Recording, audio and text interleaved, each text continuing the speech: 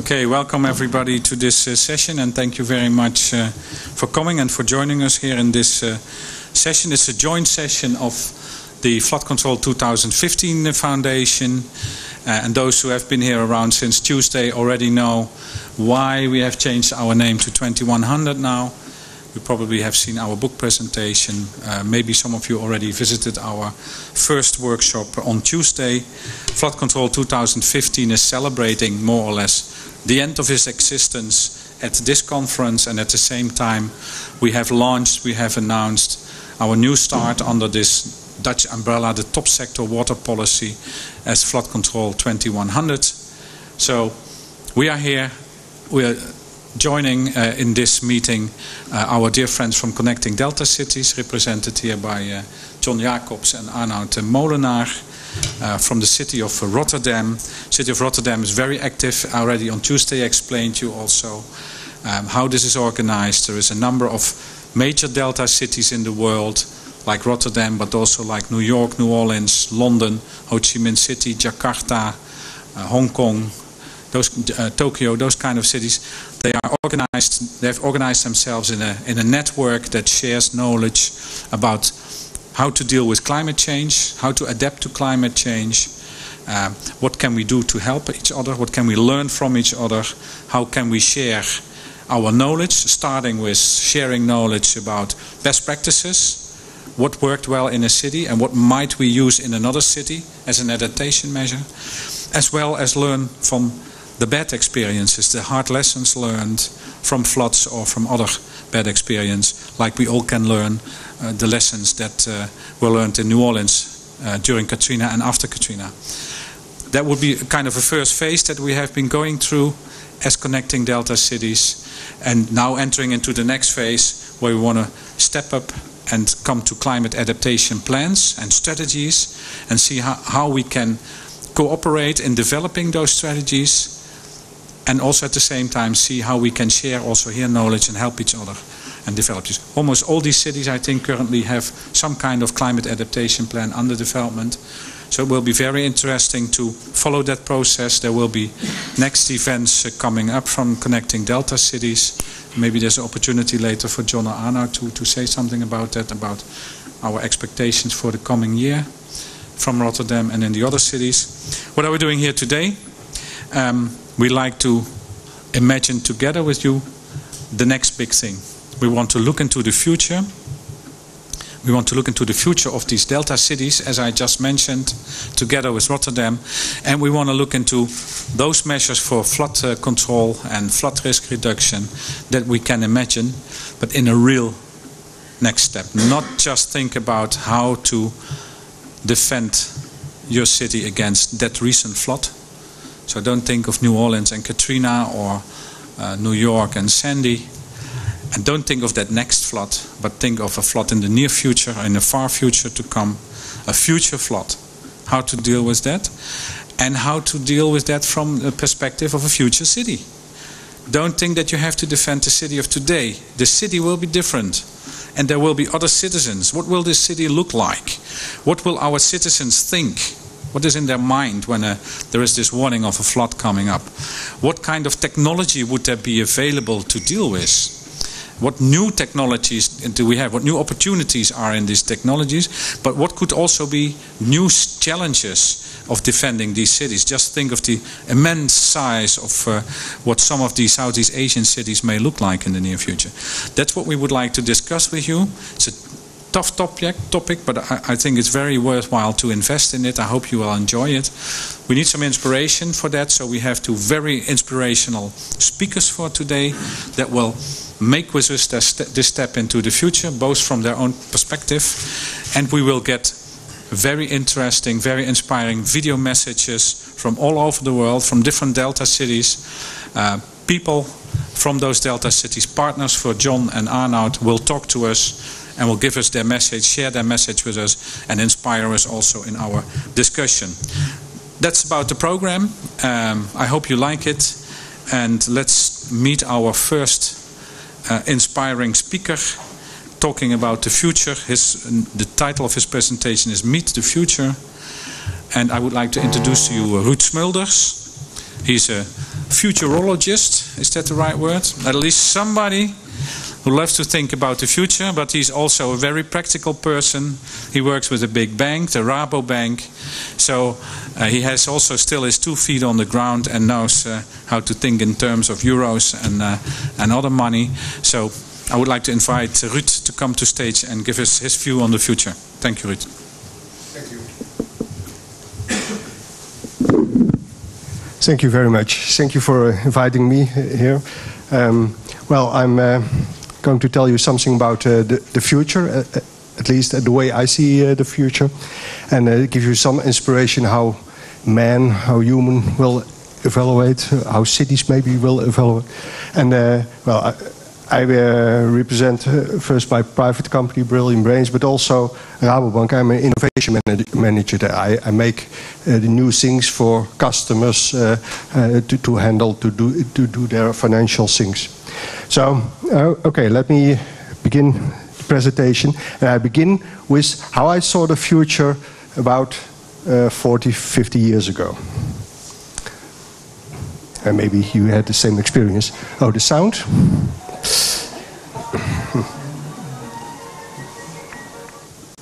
Oh. You know this.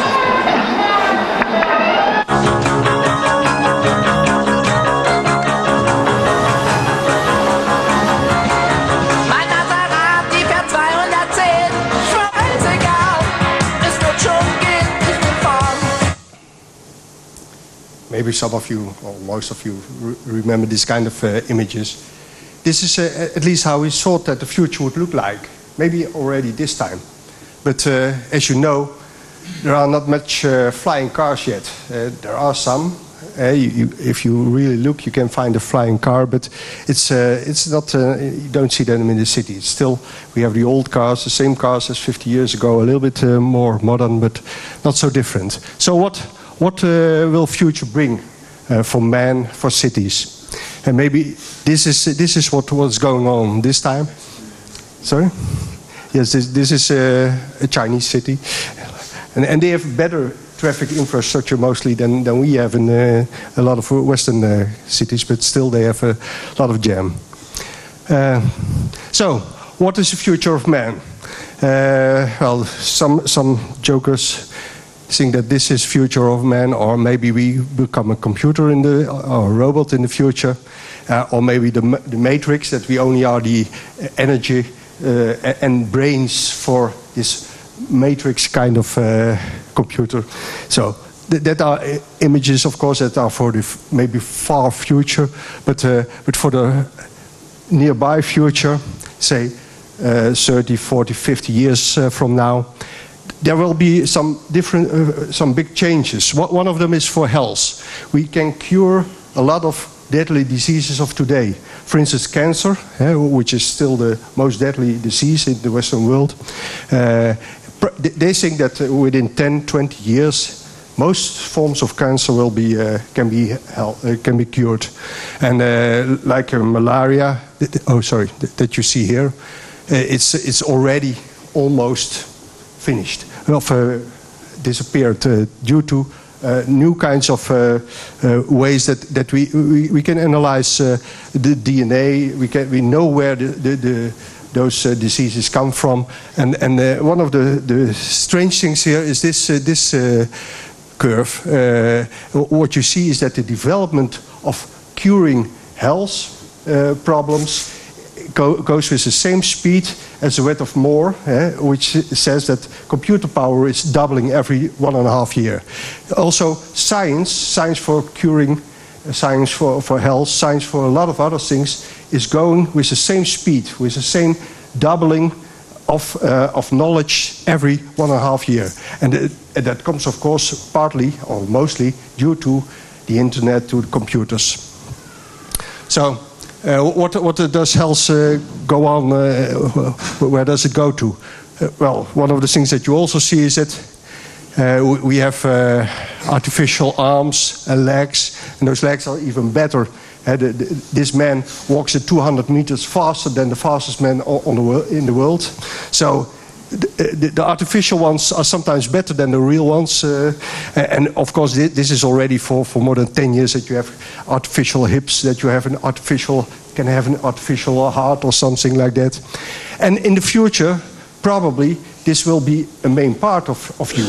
Maybe some sporters already choose for having not their own legs, but this kind of legs. Or maybe for skating, they will have other legs, maybe longer legs, for instance. Or, now, you never know. So a bionic man is not science fiction anymore. On the other hand, and this is still a little bit science fiction, nanotechnology is developing. And this is one of those things that doesn't go as fast as we all thought it would go. But in the future, probably we can make very small robots as big as blood cells that can cure your body from inside. Okay. But what is already happening at this moment is, for instance, that you have real living skin, for instance, that's come out of a printer, and it can be printed right on your normal skin. For instance, if you have a burning disease or something like that. And this is maybe something that you didn't know, but it's also possible to make, for instance, a kidney with a 3D printer. This is a real kidney. It's made of living cells, and it can be implanted in a man probably within, say, 5 to 10 years. At this moment, it's not possible. They can print it. They already did this with the skin. There are already patients that have this artificial skin from a 3D printer printed on their skin, so that the cure is quickly. But this kidney, for instance, is not implanted yet. They are now trying to do some first experiments with animals, of course. But this is one of the things. Okay, this is one of the things that is really happening. Okay, sorry for changing. And okay, everybody's getting older and older. We all know that. But what we maybe don't know is that we also stay healthier, and we stay. For instance, this model, she's 80 years old, and she's still a model that is really walking on the catwalk. Yes.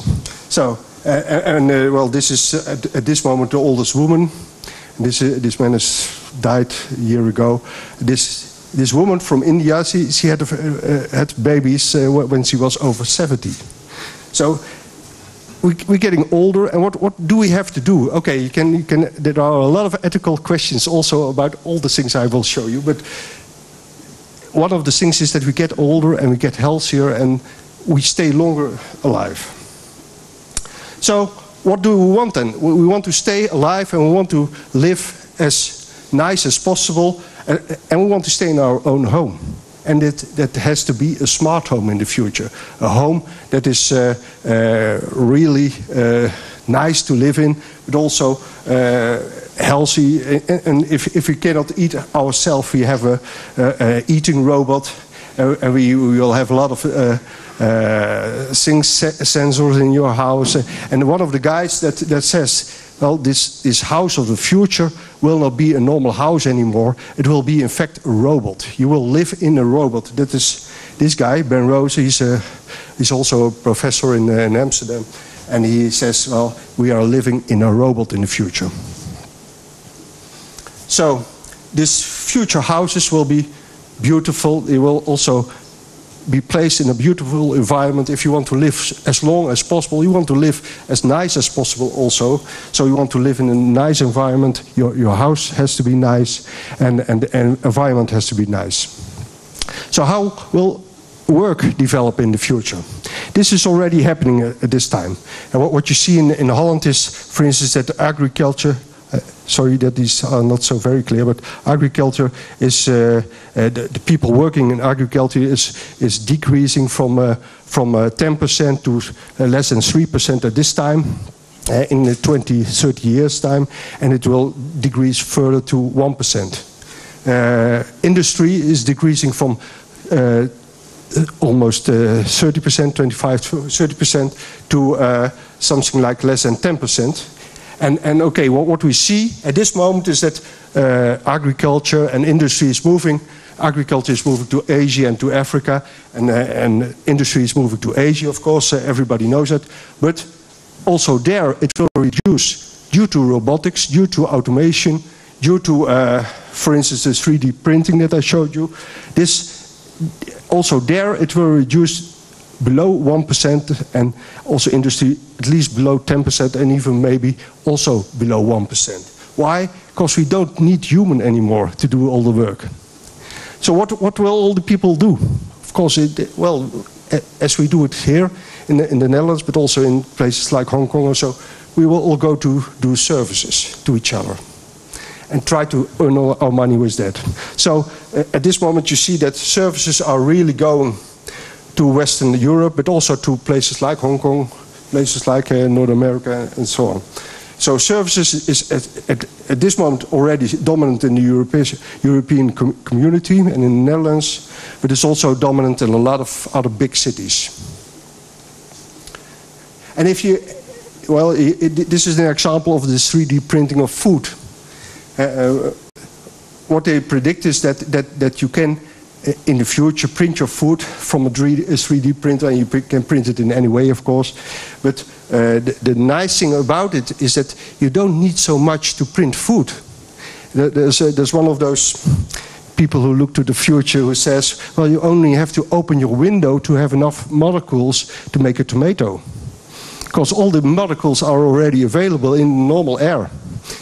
To make it, only you need this machine, this maybe intelligent 3D printing machine, to make the tomato in the end. So if you have nanotechnology, if you have this kind of technology, you can make food also in the future from very simple ingredients. And the robots are coming. These are all robots that are already here. Of course, you know this from industry. This is a bank in Spain who has robots as a kind of guide. If you first enter the bank, they can guide you around through the bank hall. And these are robots in the care. And of course, you know this from military things. Are intelligent robots. They do the job. And from a distance, they can be steered or they can be controlled.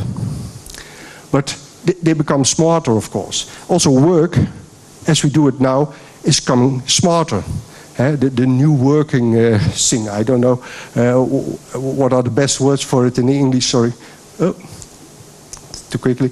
But yeah, you can work everywhere. You can work on the beach, you can work together in an office, of course, but you can work from home. And I think that is one of the major differences from now, in between now and, say, 20, 30, 50 years from now, that everybody is able to work everywhere. You don't need offices, for sure. And maybe you also don't need the manufacturers, the big factories anymore. So that's an important difference with also for cities in the future. So what is ICT, the information and communication technology, going to? This is this middle part is that word of more that I already told you, the doubling of computer power every 1.5 years. And there's one man, he's called Ray Kurzweil. He said, well, is this law also true for the older computing machines? And he has examined it, and he saw that even up to 1900, this law seems also to be true. But you can also imagine that you can expand the law up to 2050. And is it then also true? Well, a lot of people, also scientists, also technologists say at least for the next 10, 20, maybe 30 years, this law still will be true. So computer power will double every 1.5 years. But what is that meaning? What is that going to? That means that within now and 10 years, the computer that you have in your suit or whatever, or around your wrist, that computer is maybe smarter than yourself, than a human. And in 20 years, that computer that you have in your pocket is smarter than all the people in the world, the 7 billion or maybe 9 billion people that are on the world. And in another 5 or 10 years, the same device that you carry with you is smarter than all the people ever lived on the world, which are 55 billion people. But this only small machine is smarter than that. And if it is smart and it can learn itself, and if it is, how can we handle these kind of machines? Will they help us still, or maybe they have taken over power? Nobody knows. And that's the reason that this guy has created this university in California, Singularity University, to investigate it. Also all the ethical questions about it and so on. So that's also one of the things that's going on in the future. Well, one of the things that you get is that you get much smarter robots. Robots that are maybe even much smarter than yourself. What are you going to do with that? And at this moment you already see some of the robots in real life. But in the future, of course, you will have the robots maybe like in iRobot that are a little bit smarter, or at least as smart as normal humans. And probably you also get those robots on nanoscale within your body. So what's the future of energy? Well, one of the things already predicted 30 years ago was that solar energy is the major way we make energy. The sun is of course the biggest energy power thing that we have, and well, it's very easy to get it. For instance, in Holland, if you cover half of the roofs of all the houses with solar collection systems, you have enough power to get the whole population of Holland the power they needed. Also for the cars, also for industry. So there is enough, even in a country like Holland, where the sun not always shines like today, you have enough power. And in a city, it's not very difficult to make your own power in this way. So in the future, every house, every neighborhood will produce enough power for their own consumption. And solar will be dominant, but also wind and hot water. For instance, this is a hot water in the mines in Heerlen, a town in the Netherlands, where they pump the hot water downstairs. It's kind of battery, of course, for hot water, and they get it back in the winters. And well, it's dominant in the future, and that also means that nuclear and oil will disappear, and also all companies will disappear. Can you imagine at this moment, a few years ago, oil companies were the biggest companies in the world. They are not at this moment. The Esso, for instance, Exxon was a long time the biggest one, but now a Chinese oil company is the biggest one at this moment. But they go down, and they are not even the biggest companies anymore. So in the future they will disappear completely. Evacuated tube transport uses airless vacuum tubes, which move faster and use less energy to travel between destinations. 6-person capsules travel in the tubes on frictionless maglev tracks and can reach a maximum speed of 6,500 kilometers per hour. It produces a maximum of 1 G of force at top speed. Passengers would not experience any discomfort. Evacuated tubes can be built for 1/10 the cost of a high-speed rail system and 1/4 the cost of a freeway. The tubes could travel from New York to LA in 45 minutes and from New York to China in just 2 hours. So what you see in travel is that there are a lot of other ways to travel. And maybe for people, tubes are not the best way, but tubes are the best way to travel, for instance, goods. So I know there was a big discussion in Holland if we should make the P02 line, which was a railroad from Rotterdam to Germany. But a better solution would be a tube or several tubes to go to Germany. It would be a much faster and much cheaper way to get the same and even a much higher amount of goods into Germany. Well, tubes is one solution. Of course, this is the solution that you already see, the electric car. In the future, all the cars will be electrical. Otherwise, maybe for long distances they also have different ways to store energy, but electrical will be the way to get the engine running. And these are things like the trains of the future. And this is, for instance, a model of a kind of cloud where you can travel on. So a cloud, it's a modern way of the air, how do you say, the balloon flights. But of course you will also have the bikes, the electrical bikes, and so on. But the future city traffic will not longer be the most dominant thing in the city. Now cities are developed around infrastructure for traffic. So traffic has to go around in the city. In the future, if traffic is not longer as important because a lot of work can also be done at home and there is not necessary to go especially to the factory or to the office, you can imagine that then traffic is not longer so important. And also if you can have your food from a 3D printer, it's not so important that you go to Albert Heijn or to a retailer to buy your food every day or to buy your food once a week. It can be done in other ways. If you have offices like this virtual one, where you can meet each other in a virtual way, of course there's not such a need for traffic anymore. So transport of bits is very important, but not of molecules in the future. And of course you have a fiber to the home in every corner of your home, because there will be a lot of sensors in your home and everyone will be connected to the internet. And if you have this kind of information possibilities, but not so much travel possibilities, maybe traveling and and going on holidays in the future will not be in real life that you go, but it's more your brains go on a holiday. And for instance, you can imagine that in the future also the very adventurous things like going to the Mars or to even a further planet like Jupiter, and there's a moon around Jupiter that's called Europa. It has an ice map around it, ice cap, and under that ice they think maybe there is life like this.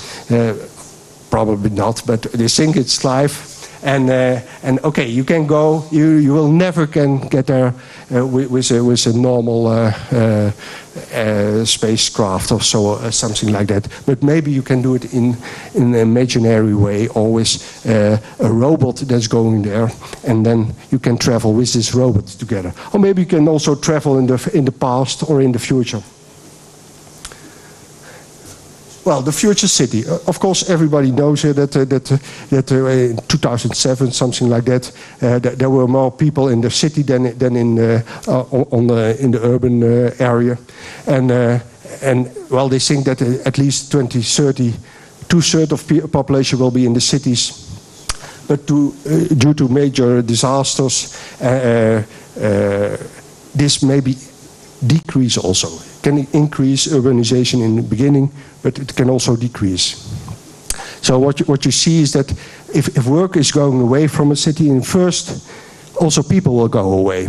So you will see also cities that will be almost empty, like you see Detroit at this moment, a city which is halved from 2 million to 1 million. Okay, yeah. And well, this will go on, of course. Maybe also a port like Rotterdam. It's already not the biggest harbor in the world anymore, but it can decrease even more if there is not so much transport anymore needed. Of course, this is really something to consider. That maybe all oil transport, but also other goods transport, is not so important anymore in the future. And then you have to do something else to make your city attractive to live in. Okay. So you see big people movements, but what you also see, and you see that also today already, that there are becoming a new kind of people, a kind of urban nomads. People who live only there at this moment where there's work, so they move from one city to another to find work, but also in the future people who